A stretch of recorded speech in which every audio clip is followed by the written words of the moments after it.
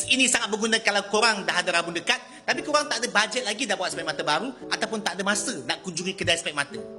Tips nombor 1, jarakkan handphone korang. Kalau dulu korang biasa pegang handphone pada jarak sejengkal, sekarang ni korang jarakkan pada jarak 2 jengkal. Jarak yang lebih jauh sebenarnya akan buatkan mata korang lebih relax. Kalau korang belum buat lagi cermin mata yang ada rabun dekat. Tips nombor 2, kalau boleh, pilihlah bahan bacaan yang tulisan dia agak besar. Janganlah pergi baca tulisan yang kecil-kecil macam tu. Sebab kalau mata kita ada rabun dekat, mata kita lebih selesa pandang tulisan besar.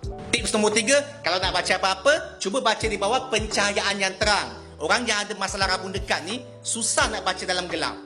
Tips nombor 4, kurangkan penggunaan handphone. Kalau korang suka tengok movie, better gunakan TV. Kalau korang suka main game, cuba gunakan laptop. Sebab mata yang dah ada rabun dekat ni tak suka buat kerja pada jarak yang dekat. Tips nombor 5, kalau sebelum tu korang memang dah pakai cermin mata rabun jauh, korang boleh try macam ni. Kalau ada tulisan kecil, korang cuba buka spek. Kalau buka spek lebih jelas, then korang buka spek lah masa nak tengok tulisan-tulisan tertentu. Korang boleh follow tips tadi, tapi semua ni cuma sementara saja. Kalau korang dah ada bajet, dah ada masa, pilihlah kedai spek mata, tempatlah cermin mata yang sesuai untuk mata korang.